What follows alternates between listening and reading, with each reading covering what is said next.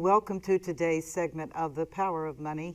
I am your host, Michelle Graves, affectionately known for the last 40 years as the Money Lady.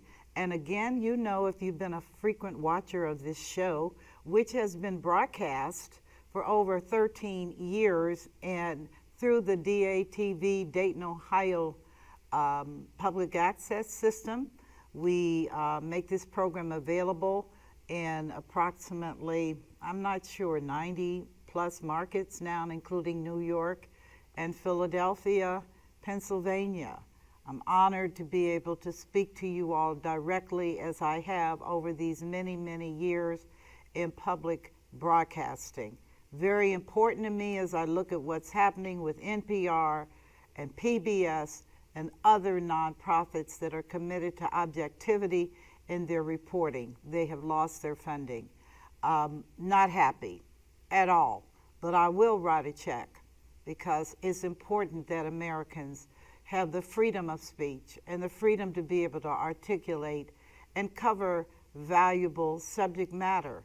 And this show, I'm very proud to say, we've been consistent in our vision and our mission, which is to bring you information that can help you and your families to thrive economically in these turbulent times.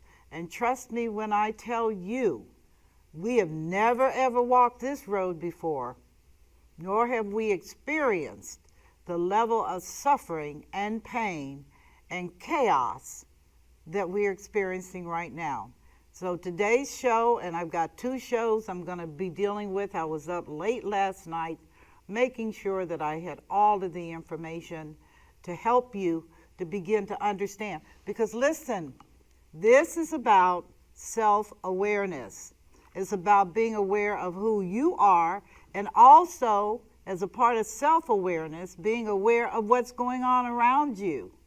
You cannot live in a cave at this time in history. I'm saying this to you as an economist.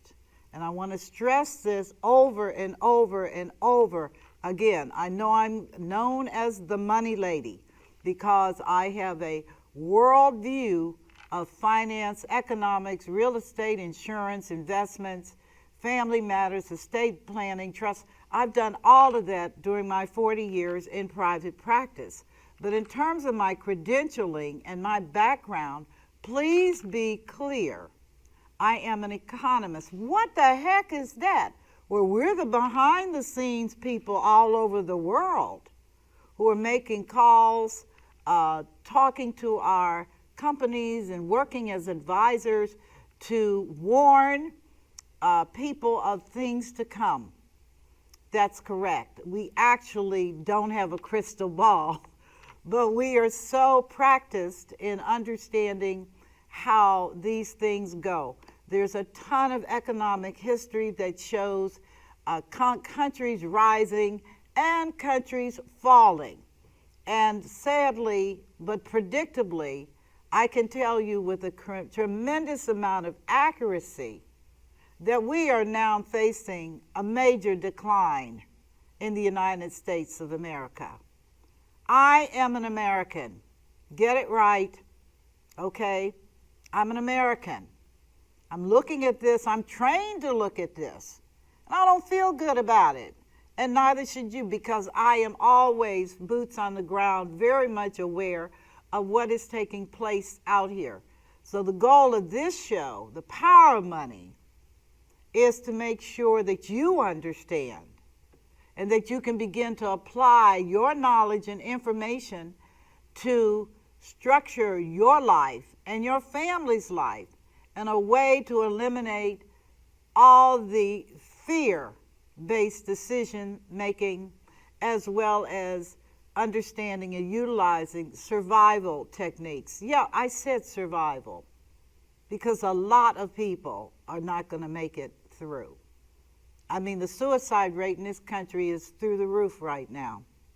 White males, they're just taking a gun and bam, done. Lots of other things are happening. Why? Because nobody likes to live with economic uncertainty. You like to know where your money's coming from. You'd like to know if you can pay your bills, including your light bill, your water bill, your sewage bill if necessary. You need the predictability of stability. Am I right? I know I'm right. And right now, that's not where we are. Okay, and can I paint a future that looks better in the face of earthquakes and hurricanes and tornadoes? You know, we got God thundering in the background. Don't be naive. An 8.8 earthquake, and then they had another one. Russia. God got an issue with Russia? I don't know. I'm not about to even speculate. I'm just a little bitty human being trying to make it on earth, and suggest you do the same thing. But don't ignore, it's about self-awareness. I'm aware, I'm looking, I'm not dismissing. Okay, the earth is trembling, and we have a serious situation in the United States of America. Right now, right this minute, no play, okay? Including, and I must say, if you're a member of my Facebook page, and it's a public site, you're welcome to go on. I keep up as much as I can, because there's so much stuff out here today I could write on and talk on, but then I'd be compromised, because you got to keep hope alive. You got to be positive. If you just cross your legs, close your eyes and say, take me away, well, number one, you're probably not going anywhere. And secondly, that's not the solution. We've got to get through this, but you get through it with awareness and consciousness and the avoidance of toxicity at all costs. You don't want to be around people that are always a rain cloud away. You want to be able to be on a path of stability, and it may not be perfect, but you're feeling good because you now know what you must do. And it is a fact, as this broadcast airs, we are going into August. We're in August. The year's over. Did you know that? Farmers know that. The year is over. They're planting winter crops right now. And I am too. I don't have anything like a farm, but I do plant kale and collards and winter plants so that I can eat too. Because the bottom line for everybody is food. Yeah, food is more important than your housing and your clothing. If you think I'm kidding, look at what's happening right now in Gaza. You say, what's Gaza? Look, Google it. And just Google it and see what is happening to Gaza, because they're in the midst of mass starvation. And as I tell people, when you say, oh my God, I'm like, the subject of today's show. What's happening in Gaza, if we don't put a check on it, could be knocking at your door. Why? America's farming is in crisis. So sit down, because this is good stuff. And also, before I get into this, I did a very successful seminar, free to the public, in Cincinnati, Ohio, and it was called Thriving Through the Storm. I wrote this book. It's powerful. It's available to you digitally, meaning you can download it. Send me an email. Let me know that you want the book. Give me your name and an email address and a phone number so I can have it sent to you by my secretary. Okay? So, awesome book, Thriving Through the Storm. I put everything in this book that I thought you would want to know to help you through the days ahead, because they are utterly treacherous. Like I said, at the point the Secretary of the Bureau of Labor Statistics, a part of the Department of Labor, a commissioner, she was fired because the president of this country did not like the numbers. Well, listeners, I was an economist with the Bureau of Labor Statistics. I was one of those people that pulled data, that looked at numbers, that compared That department is run like a military machine. Numbers, numbers, numbers. Accuracy, accuracy, accuracy. We go back, we relook. We go back, we relook. I'm so sorry the numbers didn't make you happy, sir. But the truth of the matter is, it is what it is. Businesses are not hiring anybody if they don't feel safe and secure about what is moving ahead. You cannot expect Tim Cook and Apple to move to the United States to shut down their operations globally and make America great. They are a corporation in a capitalist system that is profit-driven. Understand this. It's not personal. Capitalism feels personal, but its intent is maximization of profit. That's what I learned as an economist. Make sure your data is crisp, because you cannot make projections and predictions based on bad information. This is not a political campaign. This is our pocketbooks. This is how we live and we thrive. And if we don't have accurate data, or we have people that are appointed by Congress fired because you don't like what the data says, I don't know what to say. I don't know what to say. I left the government, seriously, to go into private sector 40 years ago. Why? Because I did not like the politics. I did not like how everybody was always so nervous about everything we published.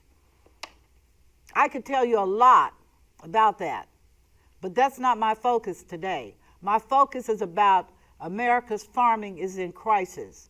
And so for you to get a grip, sit down and listen to what I have to say for this next hour. No commercials, no interrupted, straight data. I tell people, I'm not moved by emotions, although the stuff affects me emotionally. I was so upset about Department of Labor's Bureau of Labor Statistics. Why? Because we prided ourselves in accuracy. Can you believe? We're like, no. There's something not right here. And we stayed totally out of politics. We were all economists. The data is the data. If people are not being hired and employers are not hiring, why do you think they're not? Because they don't know what's coming down the pike. 1 minute you got a tariff, 1 minute you don't. 1 minute you want to do this, 1 minute you don't. Private sector does not make decisions like that. Decisions are made years ahead of when we do it. But decisions are made and they're held to. You don't flip a switch on and flip a switch off because you don't like it. You got to plow through this stuff. That's why I tell people Elon Musk got a huge raise. Why? Why? Because his board of directors and his stockholders felt this is a man of vision, which, like it or not, he is. Because he got the money to make it happen. And $1 million means nothing to him. He's a billionaire moving into trillionaire if he keeps living. He's young with 13 kids running around. Crazy. Nonetheless, you're not buying his car does not have anything to do with his decision making, because cars are not a complete part of his package. He's in space, he's doing this, he's strong with AI. A lot is going on. That's why I said I need you to become aware. Don't take somebody's opinion. Get the data and the facts. And once you're armed with that, then you know what you have to do for yourself and for your family. But operating on bad information is just a formula for failure. Trust me, the American farmers are going down. And if they're going down, you and I are going down, because America really is about food, and not just America, the whole globe. You may not be able to pay your rent, but don't go hungry. You want to see a human being turn into an animal? Watch what happens when they don't have enough food to fill their bellies, or they don't have flour to make cakes and biscuits and stuff. That's serious stuff. You're talking about a war. Ask me how I know. Look at Germany. World War II. Because the world wanted them to pay. And who wound up who wound up suffering? Kaboosh. Right. The world's never been the same after World War II. That was a major shift. And the world is changing again. And it's not going to be the same. And by the way, did you know that Germany requested $9 billion to rebuild its military? You know, they were prohibited because of what they did. Bad boy, bad. You're killing everybody. Right. And their request was granted. So I know everybody's like, oh no, we can't do this again. Oh my God. And I'm like, if you try to starve people into a position of acquiescence, it's not going to work. So getting back to my topic today, which is America's farming crisis. And I'm going to put on my glasses because I took my time and pulled all this data together. And because of my absolute obsession, yeah, I'm a type A, ADD person. I like everything accurate. Okay, I didn't say boring because this is not boring. The U.S. Department of Agriculture, those are the guys that handle the food. Remember the subject, food. Has eliminated over $1 billion in funding that helped bring local food to schools. That's right, the kids are getting ready to go back to school. We don't want to talk about what that's going to look like. And food banks. Yep, the food banks are running dry as we speak. As we speak. $1 billion was cut. Here's some of the states affected. Maybe it affects you. Alabama, Alaska, Arizona, Arkansas, California, Colorado, Connecticut, Florida, Georgia, Hawaii, Illinois, Indiana, Iowa, Kansas, Kentucky, Louisiana, Maine, Maryland, Massachusetts, Michigan, yeah, Minnesota, Missouri, Montana, Nebraska, New Hampshire, New Jersey, New York, North Carolina, Oklahoma, Oregon, Pennsylvania, Rhode Island, South Carolina, like they're not poor enough, Tennessee, Texas, Utah, Vermont, Washington State, West Virginia, Wisconsin, and Wyoming. Ohio is not on that list. Don't ask me why. Ask the governor. Because if you were defunded, which all of these were by the government, then perhaps Ohio never was involved to begin with. Or maybe they self-funded it. I did not research that because the purpose of this program is to tell you that as a result of the slashing of those $1 billion from the Supplemental Nutrition Assistance Program known as SNAP, and the shifting of all of that from the Department of Agriculture to Department of Human Services, Health and Human Services under Robert Kennedy for accounting purposes. Man, what a mess. By the way, they didn't exempt seniors. Meals on Wheels has been axed. Yeah, they will not get additional funding. Now, I'm not trying to be funny here because I am officially a senior. But do you know how many people, elderly people, depend on that program to eat? Because they don't have enough money to spend. I'm just being honest with you. You may have been in a cloud, which is, oh, I'm having such a bad time. Oh, no. If you got food on your table and you didn't finance it with a credit card, you're not doing bad. This is very, very real. The American farmers are in trouble, real trouble. And it's whether you live in a 1,000-acre farm or you're in a 2 or 3 bedroom apartment, it's going to affect you. That's correct. it's going to affect you. What's unfolding across rural America is a tragedy and a threat to the food you eat, the prices you pay, and the freedom our country depends on. I don't even know how it got here. I have my suspicions, and one of the things is Americans want food 24/7 all year round, whether it's in season or not. The fact that you can buy Mexican avocados in the middle of the winter, because it's winter here and it's summer there, is one of the things that didn't exist in times past. You can buy strawberries all year round. You can buy blueberries all year round. But if you will look, you will see that these are all coming in from other countries, because this is what we as Americans want. I want to eat a strawberry with my granola in the middle of winter because that's what I want. And I'm an American, and hello, that's what I get. That is going to be non-existent. Okay? This is major. Right now, it's not just the defunding to that $1 billion. And I don't know about you, but poverty makes me sick.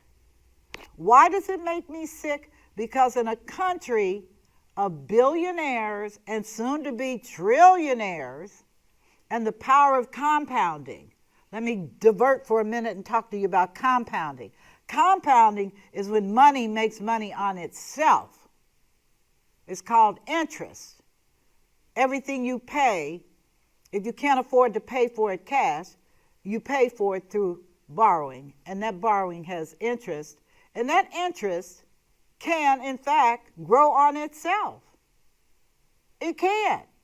So when I tell a rich person, you're never going to be poor because of compound interest. You can die, and you will, but you will be living through your children, grandchildren, and their kids and forever if they're not foolish and they have a well-funded trust, which they will because you got smart attorneys. But the rest of us, oh my gosh, we're paying interest to you on money that we have to borrow because we can't afford it. That's the capriciousness of this thing. So, not to go back historically, but I must, because we had a devastating farm crisis in the 1980s. But today we're looking at stuff even worse. Much worse, much. And let me just say this, and I'm going to say this, my level of disappointment with the government has no end. As a policy thought person, why would you not take care of the people that have taken care of you? And I'm not talking about big pharma, and I'm not talking about big ag. I'm talking about your regular mom and pop farms. The people that I knew in rural Kentucky that worked like a dog. Farming is hard work, particularly if you don't have the capital to put into fancy pant machinery. A lot of that stuff is done with your own hands and with the help of others to extract from the soil. And let me tell you something, the soil is not given up like that, because the soil also has other friends. They got birds that eat the food. They got animals that eat the food. They got everybody, including you, trying to get food. And you're out there trying to make a living on very little. I'm telling you, it's disgusting. But let's look at what is happening well beyond this defunding, and why I'm so serious with you all about it, because you're going to see higher food prices shortly. It's inevitable. You cannot get food free. You cannot depend on your children getting food. you can't afford to feed them. That's why they had the children's program, Head Start, and all of that. Children were coming to school hungry. You can't think when you're hungry. You're just looking at food. And this is why that program was so successful, because the children ate breakfast. And because they didn't want to sound discriminatory, all the children ate breakfast, so nobody knew who was qualified and who was not. Very kind. But they knew, teachers knew, if you cannot feed these little boogers, they're not going to learn. They can't. Their stomach is growling. And to eliminate that, call your congressman. Tell them, what kind of medication are you on today? Well, you're okay with children hungry. I'm not okay with children. I don't care where they live. I looked at those children in Gaza and I was sick. I'm a mother. You know what it's like when you can't feed your babies. It's terrible. Absolutely terrible. But let's look at what else is happening, not just from the defunding, but farmers are drowning in debt. Family farms are now up under the weight of historic debt. They've got operating loans. They've got land payments. Yeah, you got to pay for that stuff. They have to finance that John Deere fancy pants equipment and other companies. Fertilizer, which, by the way, comes from Canada. And you already know that's a mess. They're gonna charge our farmers. Now, mind you, I told you before, a tariff is a tax on you.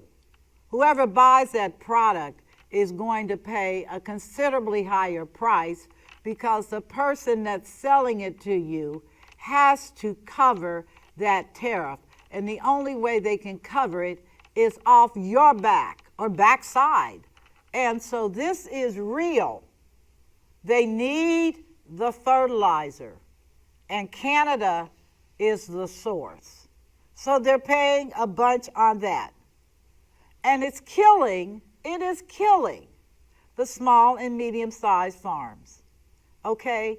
That the whole debt is killing them, because they can't do it. Okay? Banks are not flexible right now. They're tightening the screws. They're tired of the delinquencies. Why are you tired of it? You know full well that they have to make profit on that land. And if they can't make profit, then somebody has to step up to the table. And that includes being able to have contracts to deliver your food everywhere. I was at a conference a couple of years ago in North Carolina, fantastic experience. Woke my eyes up. My people were tobacco people. But these farmers who were African American were in North Carolina. I think it was AT&T. I was invited. I went. It transformed my life. I had no idea they had to work. These are business people. And if they cannot make a living on their land because of their operating costs, then they might as well bail out. But what do you bail out to? What do you do? Well, at that time, they had purchase orders to provide food to various entities for resale, including the Department of Ag, which they will no longer have. Put that on top of, since you can't have people harvesting your food because we're deporting all the immigrants, and sorry, are you going out there in that heat and harvest a green pepper? Or tomato? Or lettuce?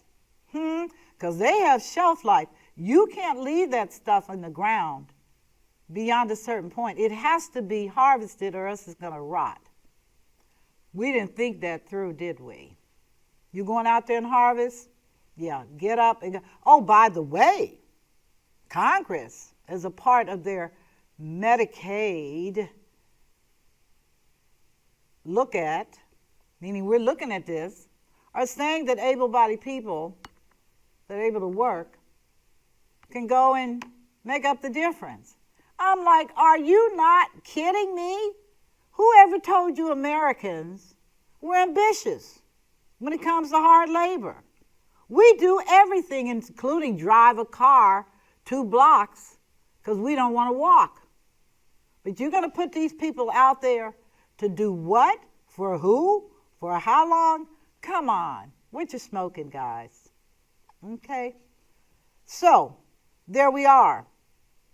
Our hardworking Americans that love the land. And I'll tell you from my own experience, it's something about putting your feet and hands in dirt. I mean healthy green dirt.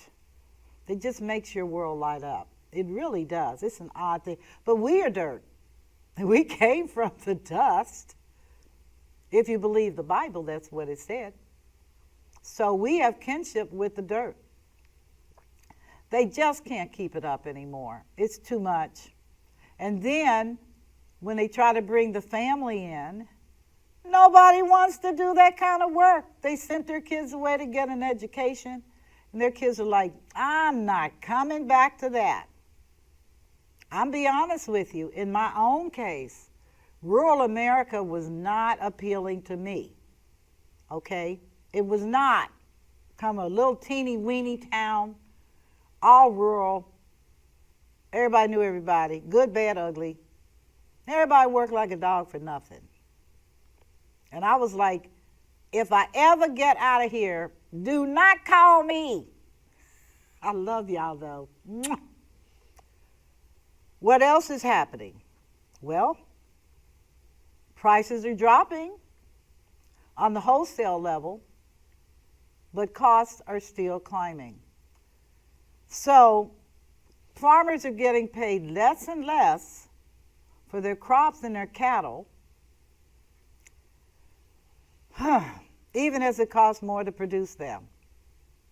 And in Texas, I don't know what you all, I heard that you all had moved all that cattle over to the Carolinas because it's just too much. You're bringing in cows from Brazil. Now that may change with the tariff because the president has got an itch against this president of Brazil and is whacking them 50%. Well, I ain't trying to be mean, but if you're complaining about the price of cows now, guess what happens when we bail out and you're dependent upon a country that's paying that kind of tax that they're not paying the tax. The wholesaler is paying the tax, marking it up and selling it to you, tax included. That's how the tariff works. Diesel, feed, equipment, all this stuff is going through the roof. It is. So you don't have to be a superstar MIT grad or Harvard or to know that this is not workable. You cannot survive in a capitalist society where you're not making any money. Come on, people. Whether you're in a farm or on a job, you cannot survive given your operating expenses, which is your rent, your food, daycare, gasoline for your car, a car. You can't survive if you're not making any money either. But it's important for them to survive because they produce food. Without food, translated in today's terms, McDonald's, Wendy's, Hardee's, Perkins. You don't have any food, Subway, Jersey Mike's. You don't have any food, you're going to be impossible to be around, and you know it. So how did this happen? Well, for starters, we allowed foreign entities to dominate our food source. Why do you think you get those big fat avocados from Mexico or Peru or Chile? They grow stuff. They grow wonderful food. They don't have the soil contamination we have to deal with as a fact. But in doing business with all these global entities, we wound up short-shrifting ourselves. And now we're paying the price. We are. Now, granted, Department of Ag gave some bad, reneged stuff. They told the farmers to grow a certain crop because they'd buy it all. And they shifted their main production line to accommodate the government's request. And then did not the government renege? I mean, what are they going to do with all this crop other than watch it rot? Billions down the drain. Not funny. We talked about the workforce. It's vanished. Yeah, who's going to harvest this stuff? We have become dependent on this cheap supply of labor, illegal or not. I told you about food triggers all kinds of emotions, particularly when you can't get it. Go to a grocery store and there's nothing there in produce and see people flip out. Just watch. Seriously. We have to deal with what this issue has created for us. It's caused by years, not one man. It's like I shared with people in the past. You're in debt up to the wazoo because 50 years ago, they made credit cards available to the working person. And they weren't making enough money to facilitate their contrived desires. And I say contrived because all you got to do is look at TV. And it's just marketing, commercial after commercial after commercial. Buy this, do this, TikTok, Temu. I mean, you're like, I got to have it. I look at myself. There were some things they were advertising. I was like, I got to have it. But the reality is, no, you don't. Because before that, what did you do? You did something else. But this time, they take credit cards. And you're going to really dip on that. That's for another show. I'm not going to get into that right now. We need to know what our immigration policy is really going to look like. That's an observation based upon a real reality. Do we need to issue temporary visas? Do we need to leave people alone? They're not making that much money for the work they do. What do? And we say, oh, it's out of control, then starve. Because if you don't have any resources to harvest that crop, I mean it, their whole families do this. What are we going to do? What are we going to do? I don't have any answers other than we better come up with something real soon because it's not looking real good. The crops will rot. That's a guarantee. They'll rot in the field. Good fertilizer, I guess, but it's very expensive. Okay? The weather is wreaking havoc. If you think you're having a tough time with rain, imagine a farmer who cannot control the weather.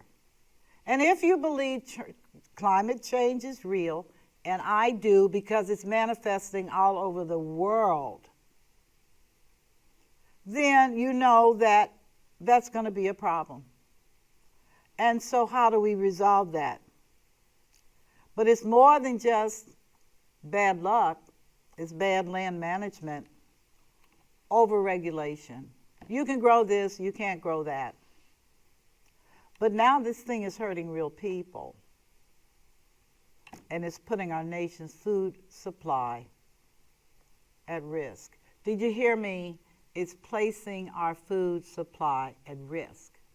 Maybe you should consider going back to your own gardening routine, which I've advocated for most of my life. Grow yourself your own food.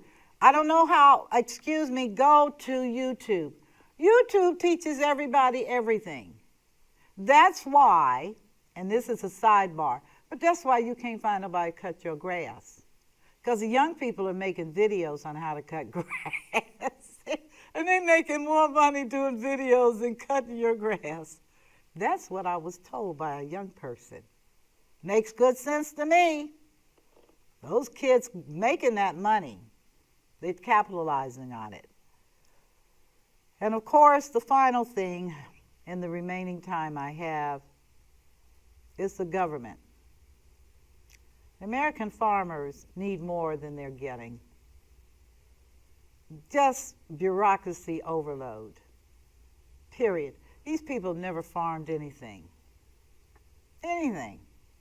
They're sitting behind a desk offering support systems that are cumbersome and don't work.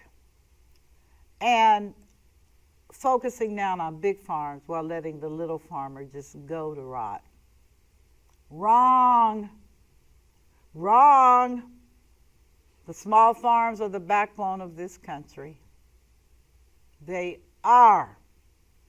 And to just dismiss them in favor of big farms and legislation and deny it to the people that need it most and get them tied up in the bureaucratic maze. You know what I'm talking about. You think Social Security is something, you ought to try farming. Yeah, for anything. But now, this whole mess is about you and I. Because if you think this is a rural problem, not hardly. Not hardly. This is not a rural problem.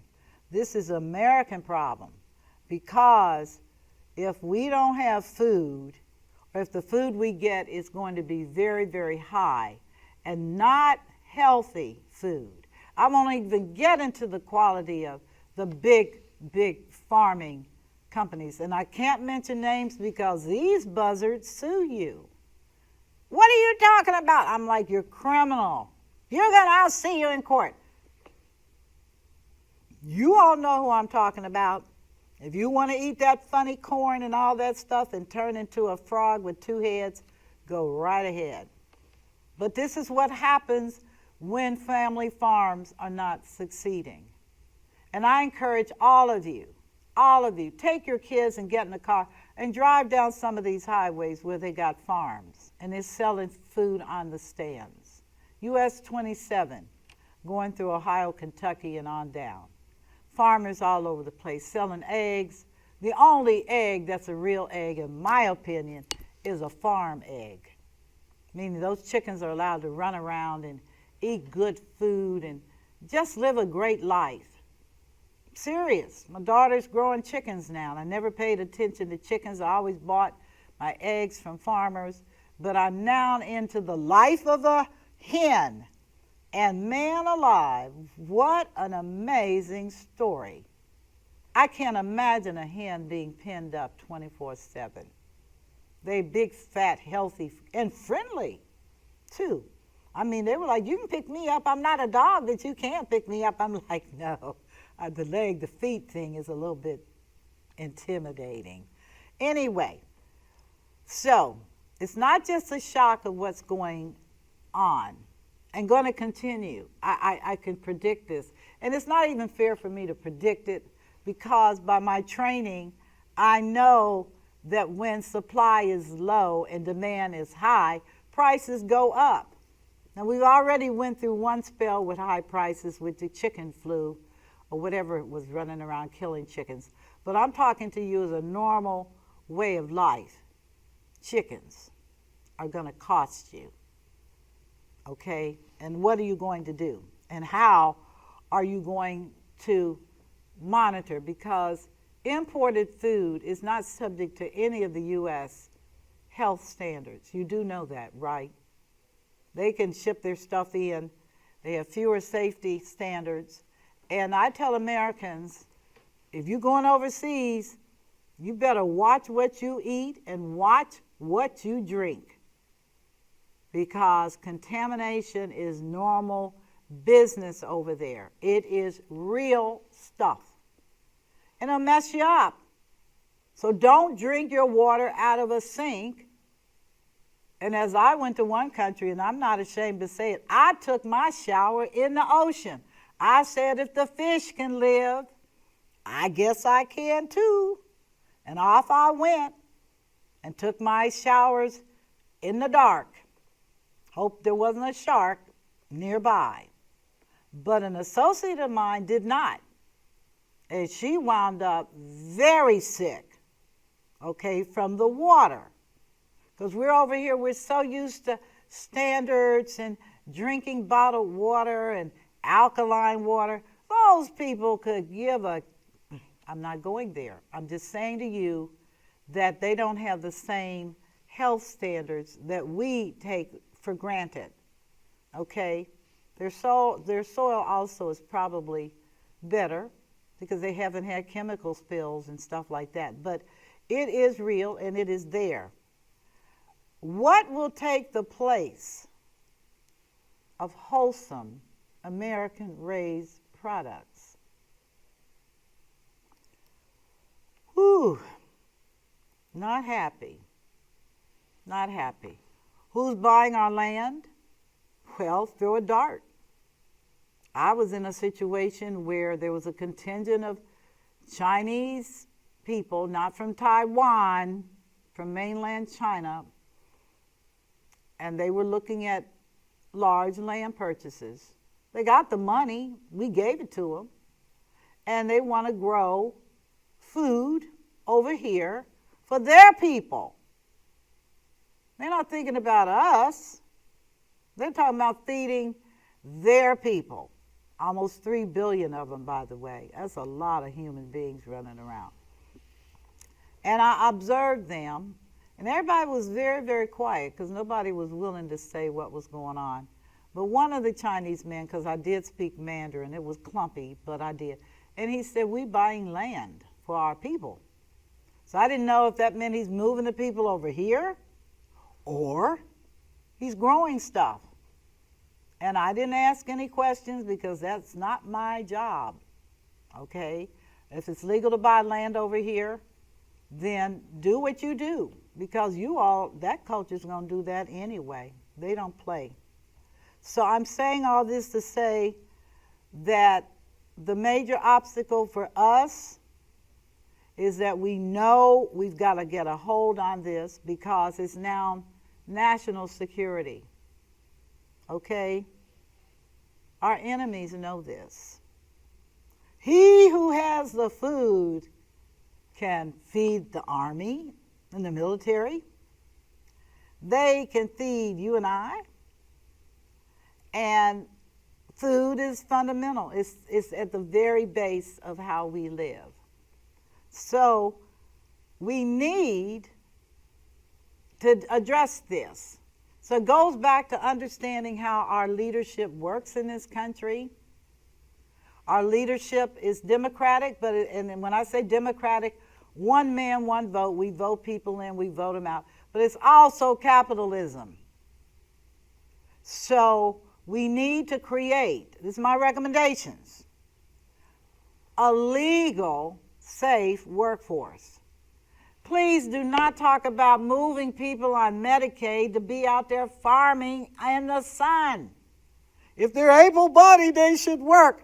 They're not going to do it. They're not going to do it, okay?